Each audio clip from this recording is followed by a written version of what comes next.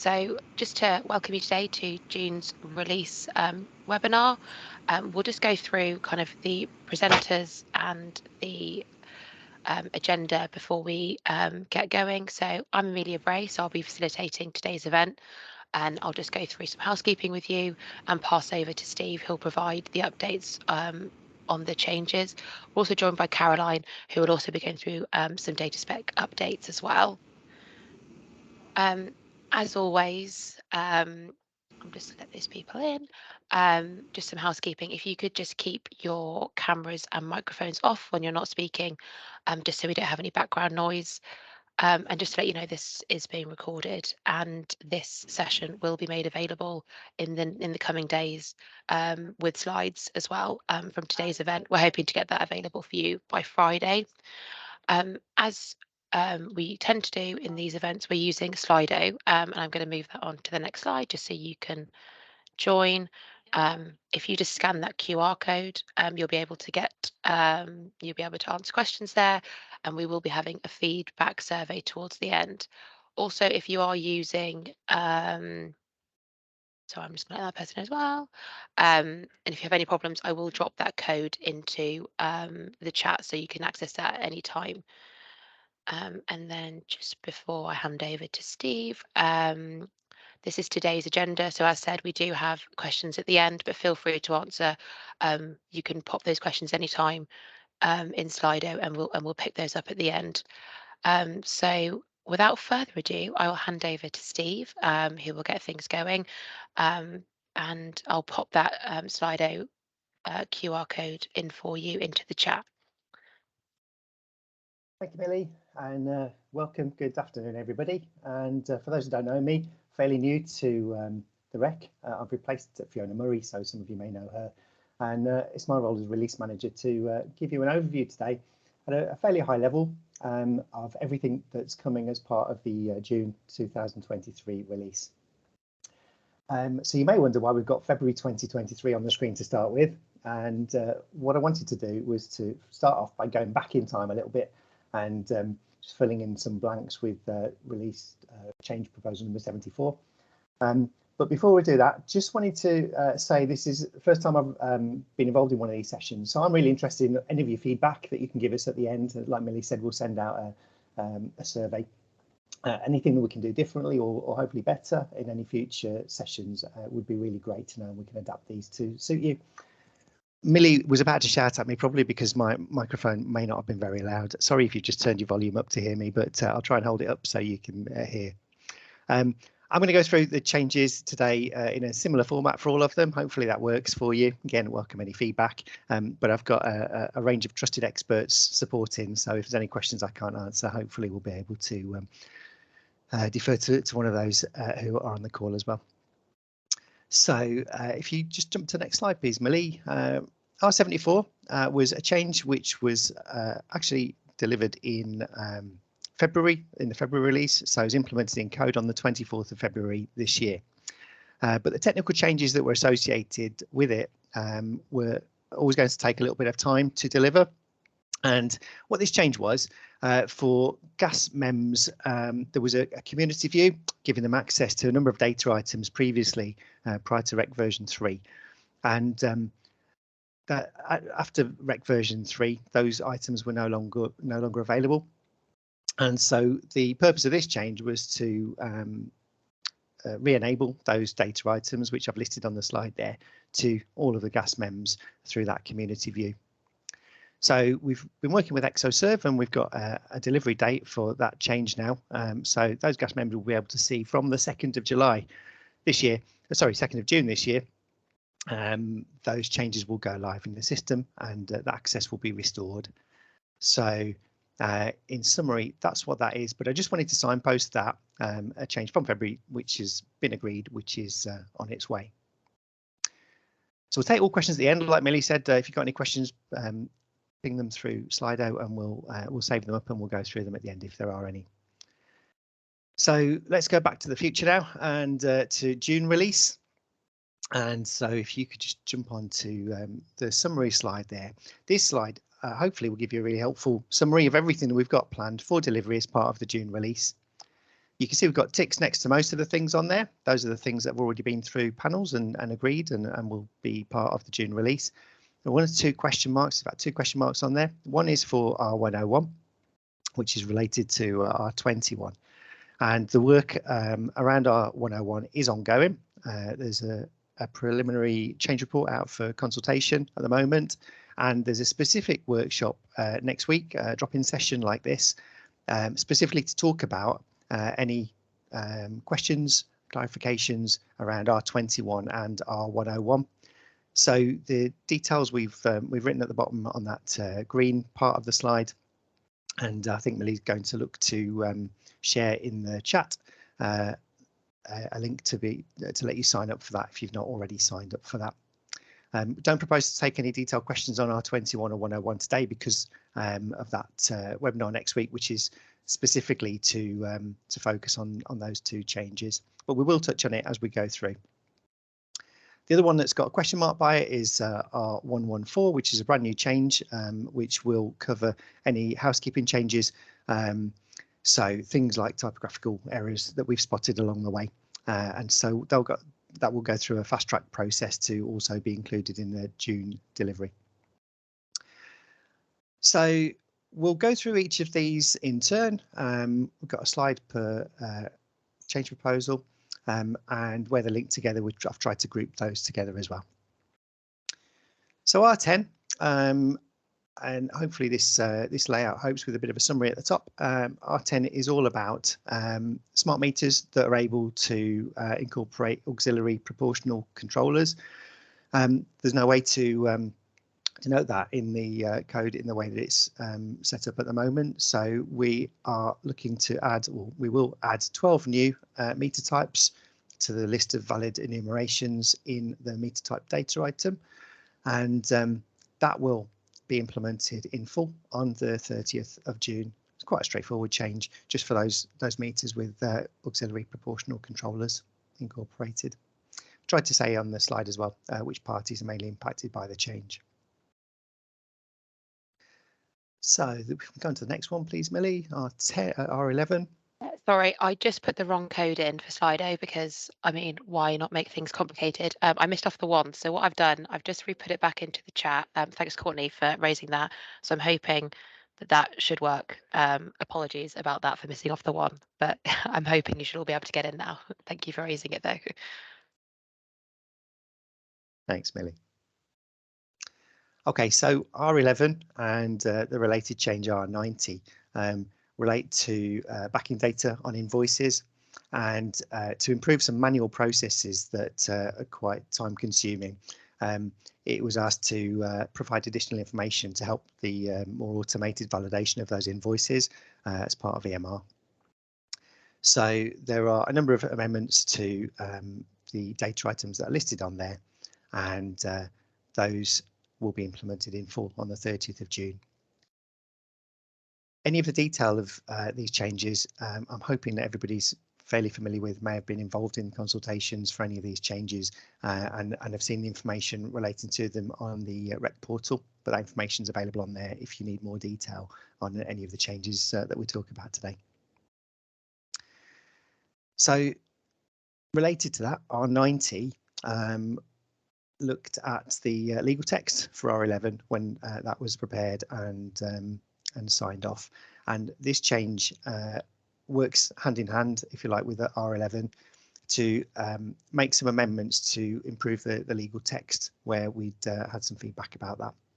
So again, some changes to those flows and market messages as part of the data specification, and then also some clarifications through the energy market data specification standards definition document, which you can see the type of thing on there. So, for example, changing effective date to calendar date to make that more correct.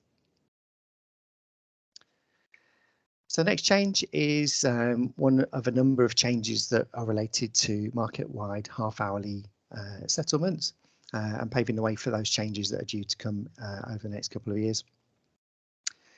So this one is specifically around metering equipment managers and making sure that all of our advanced meters are communicating effectively, ready for that transition. to market-wide half-hourly settlement. So it imposes an obligation on metering equipment managers to ensure that the meters are communicating. So there's a change to Schedule 14. A new paragraph is going to be added in there with that obligation included.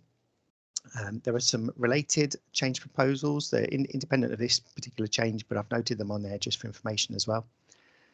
And market-wide half-hourly settlement, the start of migration is currently planned for April 2025. So we've got on the next slide just a bit of a picture to say that we've had authority approval for this change. And then what we're looking to do from the 30th of June as part of the release is to make the code live. And then that paves the way for the obligation, which is effective from the start of that migration period in April 2025. So everything's in code, ready for to prepare for that. Okay, the next one is R21, which I've touched on earlier on today. And again, I've just put the on the right hand side there details of that webinar, which if you haven't already may be interested in registering for, which will cover R21 and R101. So R21 initially was originally was introduced to allow MEMS to take on the role of a safe isolation provider, so that any landlords or property owners who wanted to have isolators fitted at their property, for example, for installing electric car chargers, that kind of thing, they didn't need to go to every supplier individually at the property to arrange for that work to be done and try to coordinate that. So instead, MEMS with accreditation to undertake the SIP role will be able to do that for all of the properties where they're asked to do that to simplify the process. What that does involve is a whole number of changes to REC products, as you can see there, Schedule 1, 14, 15, the standard definition document, and some other flows as well to support that change. This R21 change has already been approved and will be implemented on the 30th of June as well. For R21 and R101, because of the work that's ongoing on R101, the pre-release information for those changes is set to be published on the 30th of May. And then if you just flick to the next slide, please, Millie, R101. What R101 originally was asking to do was to look at the implementation date and the approved solution for R21. So we've reviewed in detail R21, but it was decided that the original implementation date for R21 and R101 probably was the most appropriate date still to use. So recognising that that's short notice for some parties, what's being proposed is an interim option for those parties who may not be ready on the 30th of June to implement this fully. And as part of the consultation, there's a document which gives details of that interim option for parties who won't be ready, who need to be involved at the time.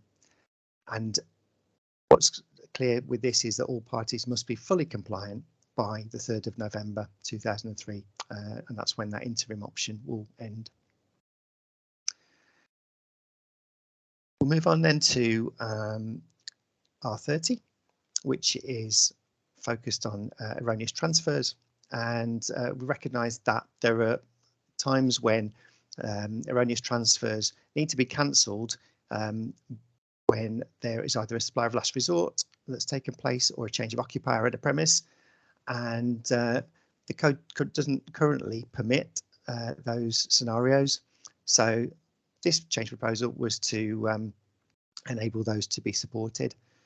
So we've got changes to Schedule 30, which is the resolution of consumer-facing switching and billing issues, with new paragraphs in there, and in the flows themselves, the D301 flow to make that happen. And again, that change is going to be implemented in full on the 30th of June as part of the release. And then we're back to market-wide half-hourly settlement. The last few changes are really implemented or being implemented to support the transition to market-wide half-hourly settlement. This 132 is the addition of a number of data items to support data cleanse activity prior to that transition to market-wide half-hourly settlement in April 2025. So these changes will happen now from the 30th of June.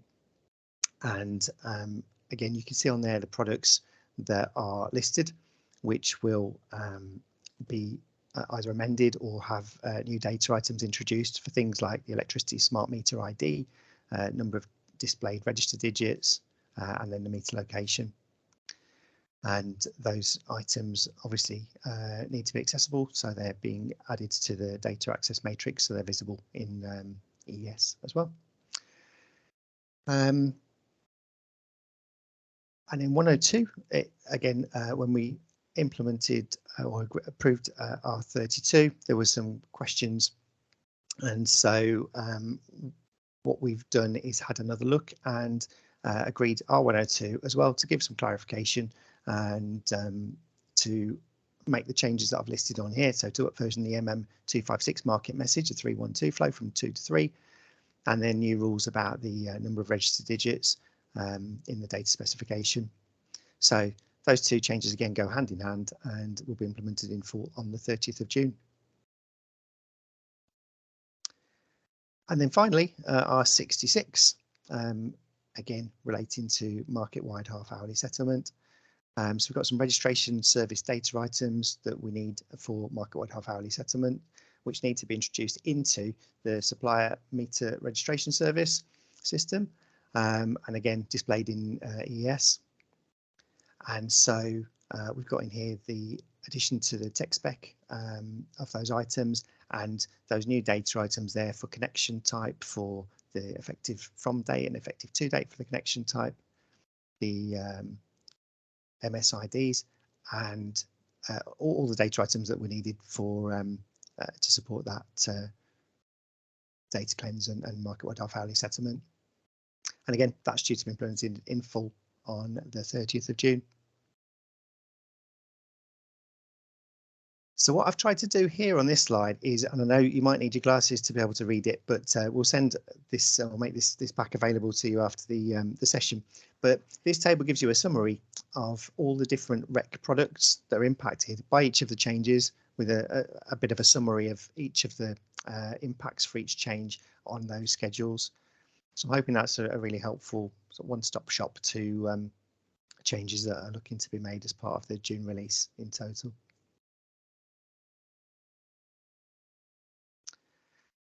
So as part of that implementation, as always, we'd have post-implementation support in place for you, and there are a number of routes for getting that support. Firstly, you can always come to the REC manager at the service desk through our email address, or talk to your operational account manager, your OAM, about any queries that you had. If the inquiry is specifically relating to a technical issue with a gas inquiry service portal, then we've got a link on there to the Exoserve website where you can ask any questions relating to that. And similarly with the electricity inquiry service portal, their email address on there to be able to get support from them as well if there are technical problems following the release.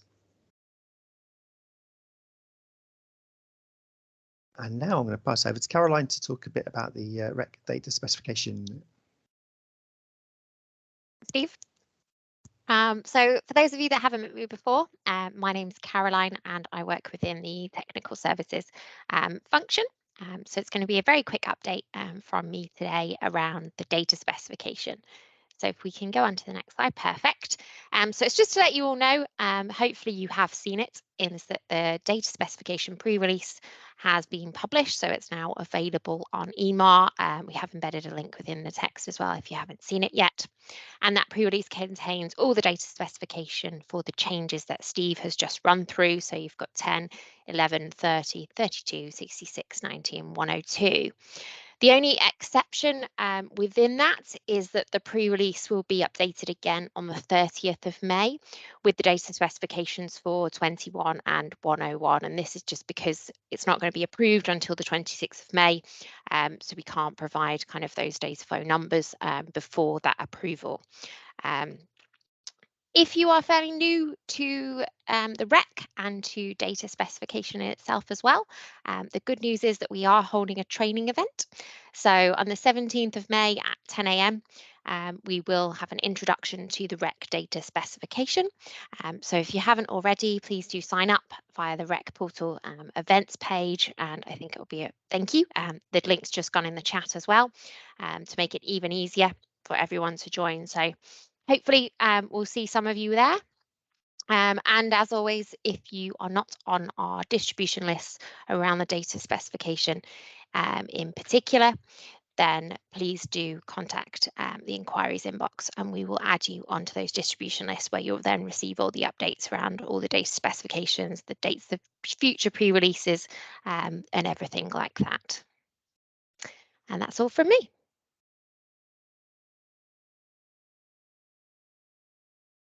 Caroline and Steve, we do have a few questions, so I'm just going to move that on to the next slide. So as Steve previously mentioned, so regarding 21 and 101, what we'll do is we will take these questions and pass them over to the presenters for next week, and they'll be able to answer them. I imagine there will also be lots of questions asked at that as well, so we will have FAQs following that, so we'll incorporate that as well. So apologies we won't be able to answer them today, but yeah, we will take them across and we will answer them on Tuesday next week. So what I'll do is I'll just tick those ones off, so we'll just save those. So let me just, as hopefully this works. I can't find my mouse, typical. But if we answer the bottom one, it might be for you, Caroline, because I can see EMAR. So it's about, can you provide a data specification that is Google friendly, as EMAR is not accessible for Google users? Yes, and I've just consulted with my colleagues and I believe there is one available. So perhaps whoever sort of can take that one if you like, Caroline. Yeah, so there's a HTML format that you can download from EMAR that works in Google Chrome. So that's one of the human readable versions that we've produced, and you can sort of navigate that with the Control F function. What we can do is I'll jump off camera here and I'll just go and get a screenshot of it and maybe drop it in the chat here, so to signpost you to where that is.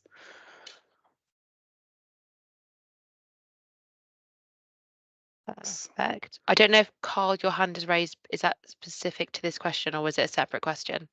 It's specific to that.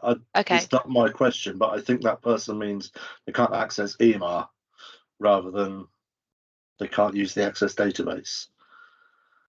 So the link to the HTML version still won't help them because they can't get onto EMAR in the first place.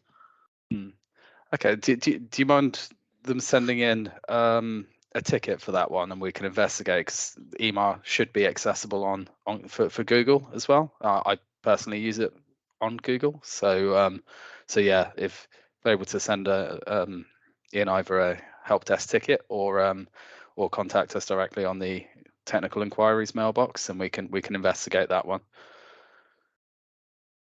Okay, thanks both. Yeah, so if you just raise a ticket and then yeah, you guys can hopefully sort that one out. So I guess the next question is surrounding R90. So this might be one for you, Steve. So can you confirm that R90 doesn't make changes to the actual flows, just to the legal text? Yeah, I don't know if it might be worth maybe Gemma. Yeah, I'll take that one, Steve. Yeah, that's fine. So in terms of the solution for R90, so the solution will update the REC data specification standard definition document to reflect pre-REC data transfer network standards, but it also applies some consequential updates and corrections to the R11 legal text. So in summary, that will add a monetary data type format rule to the standard definition document. It also amends some data item length definitions in the standard definition document, but more in regards to the legal text and the flows. It'll update the R11 legal text to reflect the addition of the monetary data type format rule within, so that'll be within the flow, and to mirror the prereq logical and physical decimal lengths. I suppose what's probably more of a change within the flow itself, there's been some corrections applied within the order of the groupings, or the order of data items within some of the groupings. And then I think we touched on earlier that we've amended instances of the data type format, effective date to calendar date, just to reflect the standard definition document. So there are some changes within the flows to answer the question. Gemma, I guess if anyone has any follow-up questions, I feel like Gemma sounds like quite the expert in that one. So yeah, I'm sure she'll be able to assist. And then I guess the other question is, when will the updated ES API go live? Is it on the 30th of June, or is there a way of us testing our API calls prior to this release? I can take that one if you like. Yeah. So it will be the 30th of June. We are just checking whether there will be any testing prior to the release. At the moment, we're not sure if there will be, so we'll just take that one away and come back and confirm. Yeah, so I think there's no party testing identified through the critical path on release on that one from our side. However, we are checking, as Caroline said, we're checking with CNC to see whether there will be options for those who do wish to test the API before release. But if not, it'll be a case of following go live through BAU processes. Thanks both. Someone did have their hand up, but swiftly put it down, so I didn't know. Oh yeah, Shane, did you want to ask your question? It was relating to this. So I was just saying that we shouldn't really be putting systems go live without a test, because if that API does fail, there's some valid information in there that needs to be tested for the suppliers from a software point of view. So there is testing happening. Okay. It was identified that the testing that was required for this was between the EES and ERDS through the impact assessments. It wasn't stipulated that there was supplier testing needed as part of this release. But the software systems will be calling this API, and if the data is, we're effectively trusting everybody to make sure that it's right. So if the testing does take place, can we have an output to say that it's worked, so there's less risk? Yeah, we will be carrying out test assurance on this and providing that output. Shane, could we maybe catch up on this one offline, just so I can understand exactly your concerns on that? Yeah, would it be? Of course. Yeah, that'd be great. Thank you. So that's all the questions that are currently on Slido. Did anybody have any questions that they wish to raise verbally?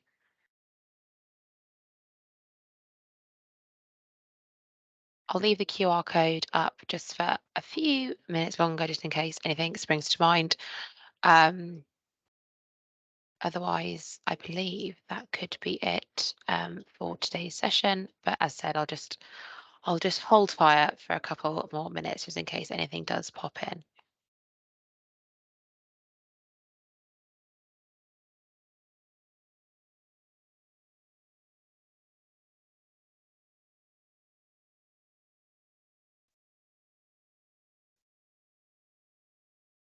I'm going to take this silence as golden, that nobody has any other questions, or if they do, I imagine they might be related to R21.